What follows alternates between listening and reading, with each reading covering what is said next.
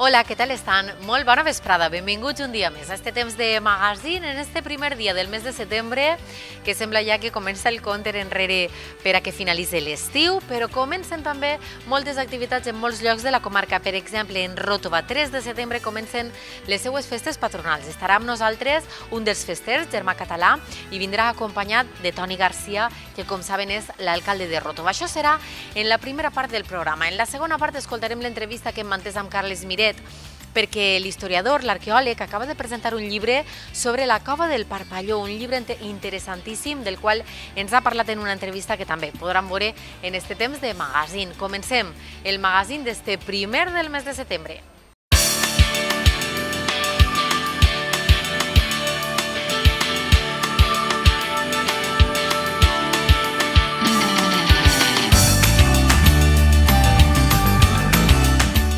Hola de nou, tal com els acabem d'anunciar en esta primera part del programa, anem a rebre ja Germà Català. Ell és fester de la Divina Aurora de les festes patronals de Ròtova.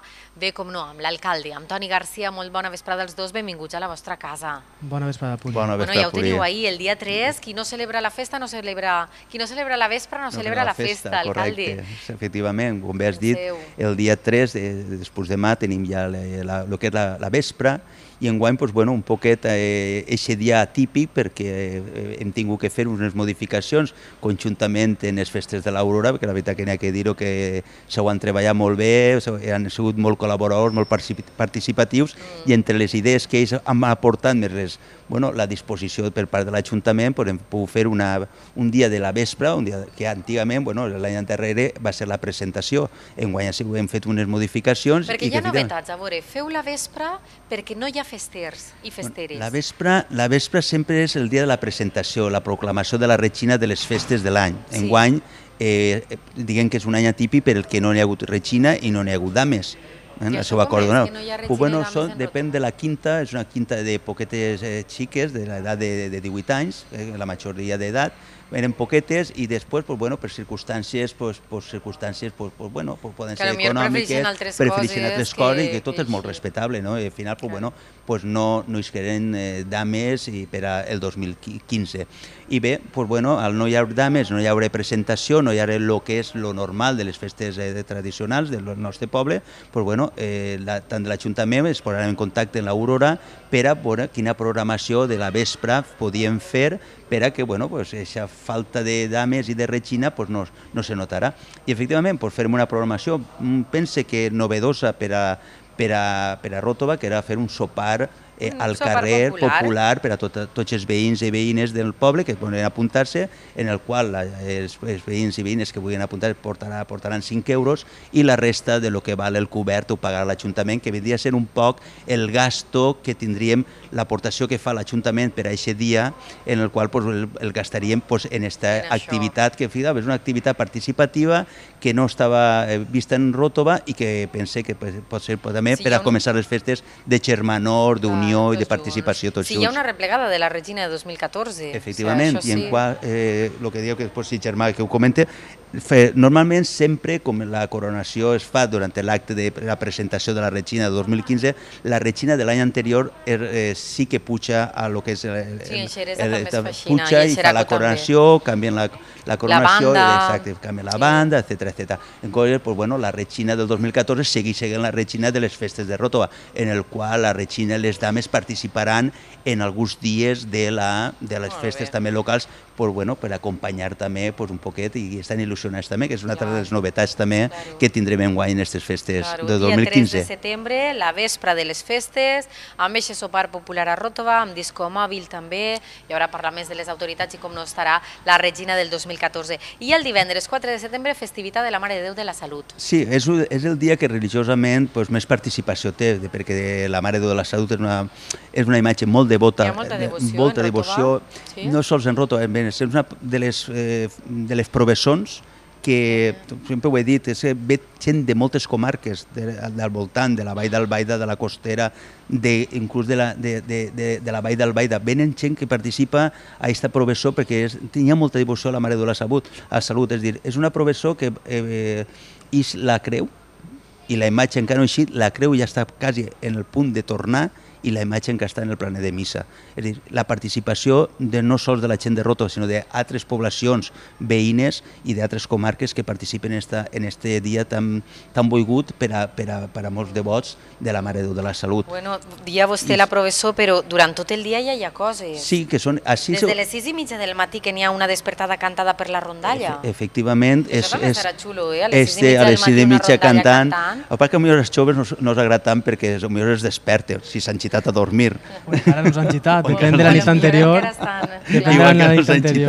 Escolten la rondalla, esmorzen i a dormir, no? I a dormir. La veritat que fan una festa molt bonica, així fan, serien el que diríem les dones casades, no? Que són les que organitzen esta festa, i ara aquestes festeres l'any que ve trauran unes altres festeres per a organitzar aquesta festa, i ja com veu hi ha una programació ja prou àmplia en el qual, com bé has dit, és la despertar, després fan la missa major, fan l'ofrenda a la Mare de Déu, teatre, en la qual també repartiran horxata i fartons, després la professó i després per la nit una orquestra. El que més també diferencia aquesta festivitat és que a les 6:30 del matí es canta l'Aurora, que és el nostre himne de la nostra patrona, que moltes vegades el canta o bé amb l'acompanyament de la rondalla o de la banda de música, depèn de com vulguin elegir les festeres.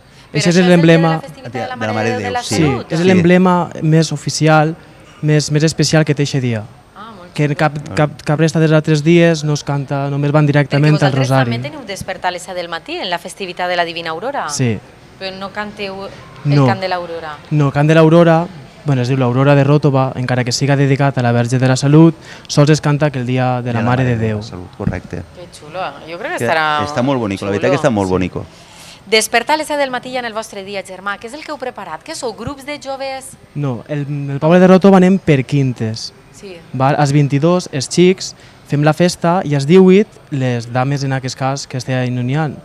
I nosaltres als 22 anys. Fem la festa i el bo que té això és que com som amics, tenim confiança per a fer les coses, ja ens coneguem, també gent de fora pot apuntar-se que tinga un parentesc en les famílies, etc. I a partir del mes de setembre a agost de l'any anterior és quan comencem a iniciar les festes. I el que té la festa dins de casa, igual el pare és el de el Crist de la Fe, la mare el de la Salut i el fill és el de la Divina Aurora. És difícil, però és possible. Sobretot si eres dama, ton pare, el més lògic que passa tots els anys és que ton pare estiga en la festivitat del Crist. Entonces un grup de xics, els de la Divina Aurora. Aquest any som 8, tots som amics, tots som de la mateixa quinta, i van decidir que sí, que tots feien la festa, i vam iniciar. Que a les 7 del matí comencem la despertar, que també ho fan totes les comissions, la despertada, després ja passem al Rosari, que és una festa religiosa, la festivitat de la Divina Aurora, i anem cantant pels pobles de Ròtova el Rosari a l'Aurora. Molt bé. Després esmorzar al Bar Nou, passar carrer i arreplegada dels festers, missa, traca, paella popular... La paella popular, que aquest any també hi ha una novetat, la farem al carrer Comtes de Ròtova, on està l'orquestra, i poden adquirir els tíquets tant la gent del poble com qualsevol gent o gent jove que no visca en el poble, estan tots convidats.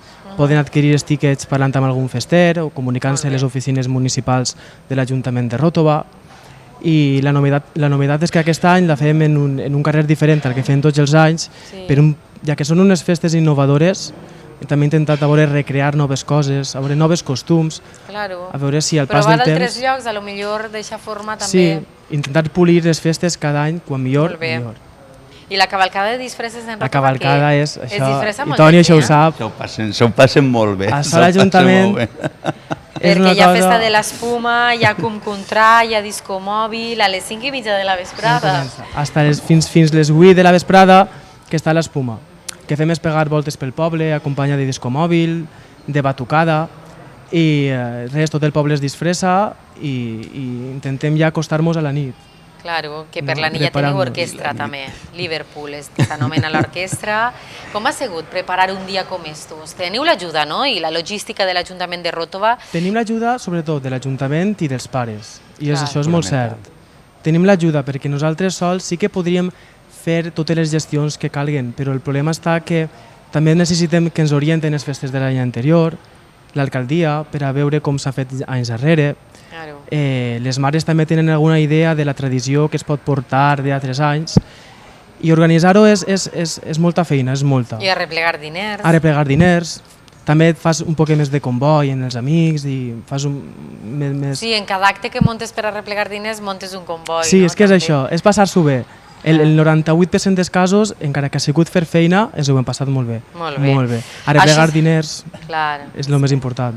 Això serà el dissabte, 5 de setembre, és la festivitat de la Divina Aurora. Diumenge, 6 de setembre, el Crist de la Fe, que són els homes. Que són els homes. I efectivament també enguany, hasta pràcticament el mes de gener no havien festers, o millor dit, un grup de gent que se va encarregar de fer la festa, perquè també no va eixir ningú fester, perquè normalment sempre quan s'acaba la professó, quan el retorn anomena els festers de l'any següent, no? Perquè clar, el posar-se a treballar, que contava el germà. I tens que posar-te a treballar al dia següent de les festes, perquè tens un any per davant, però en loteries, altres coses que facis per arreplegar diners, el que diu germà, necessites l'ajuda de tots, perquè al final una festa costa diners.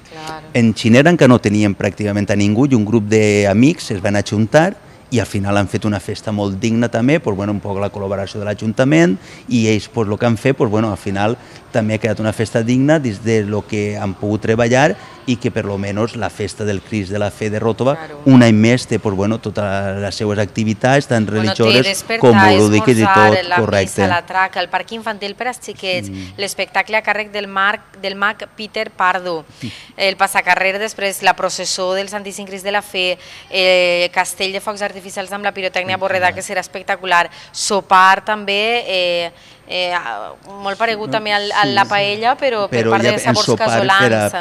Pel dia de... Sabors Casolans, que a més és una empresa d'una persona de Ròtova. És de Ròtova, correcte, una empresa que està fent molts càterings i que està funcionant molt bé i que el poble, enguany, està tenint la possibilitat de fer aquestes activitats, de sopars i la paella inclusive que va fer de l'Aurora també la faran ells i que pense que també és una empresa que està portant el nom de Ròtova en tota la comarca i fora de la comarca. I després acabeu amb discomòbil. I ja el diumenge, festivitat Sant Bartomeu, que és la que feu des de l'Ajuntament. El dilluns és el dia ja Sant Bartomeu, sí. 7 de setembre. És el dia ja del patró del poble, que efectivament és el dia que organitza l'Ajuntament, és el que fa càrrec de totes les activitats al voltant d'aquest dia. També comencem una vegada. Ahir els festers som els regidors i l'alcaldia, però som els festers. També les dames i la regina del 2014 també eixiran en nosaltres i segur que a despertar algun fester de l'Aurora que no estarà cansat també eixirà en nosaltres i no vull mirar a ningú, eixirà a fer-la despertar i segur que també s'afitxiran a aquesta festa, que al fi i al cap és la festa de tots, és la festa del patró. Quan és la festa de l'Ajuntament és també la festa de tot el poble. Exacte, és la festa de tots. Són les festes patronals, les festes religioses que s'organitzen des de l'Ajuntament, etc., que s'apunta tot el poble i són en setembre, sempre han sigut en setembre? Farà sempre, antigament eren en agost, però per el tema de quan l'època de la vendímia, que molta gent s'anava a França a la vendímia, tingueren que canviar-les a octubre. Però després d'octubre també passà que tot el mal temps i tot, i passaren per el dia de la Mare de Déu de la Salut, el primer diumenge, el primer o segon diumenge de setembre, que és el dia de les Mare de Déus, i efectivament ho feren en setembre. Què passa?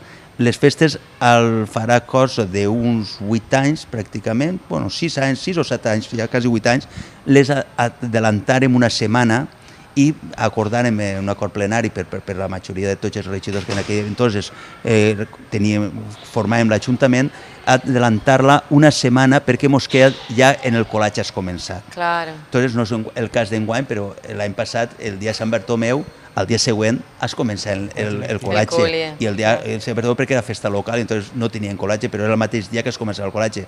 Entonces adelantàrem i digueren que el primer dijous del mes de setembre, per a no coincidir en les festes d'Alfauir, no solapar-nos unes festes en l'altres, perquè al final també Alfauir i Rota estem uns al costat l'altre i el que no podem és solapar-nos uns en altres. Entonces el que farem era el primer dijous. I a més en Ròtova, com teniu els moros i cristians ja, en estiu també, que és el primer fi de setmana d'agost. I després en hivern teniu el porrat, que no paret, només mos falten les falles ja, mos falten les falles, ja seria el colmo. Bueno, ara a passar-ho molt bé, a partir de ja, del 3 de setembre fins al dia 7, Ròtova està en festes. Si vostès visiten este municipi de la comarca de la Safor podran conèixer les seues festes i totes les activitats que, com deia Germà, estan obertes a tot el món que vulgui apuntar-se. Germà Català i Toni Garcia, gràcies per haver vingut a este temps de magazine. Passeu-seu molt, molt bé. Gràcies, Puri, a tu. Gràcies. Gràcies a vosaltres. Fins ací primera part del programa, publicitat, i de seguida escoltem l'entrevista que hem mantès amb Carles Miret. Fins ara mateix.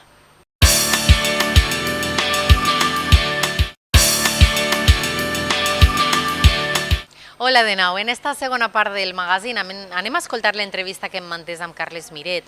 Ell ha presentat un llibre que s'anomena La cova del Parpalló. Carles Miret és historiador, és arqueòleg. Nosaltres fa poquet vam parlar amb ell per un llibre en el qual contava com va ser una excavació en Normandia. Acaba de tornar a publicar amb Tívoli també. Ell ens conta què és el que conta en esta cova del Parpalló.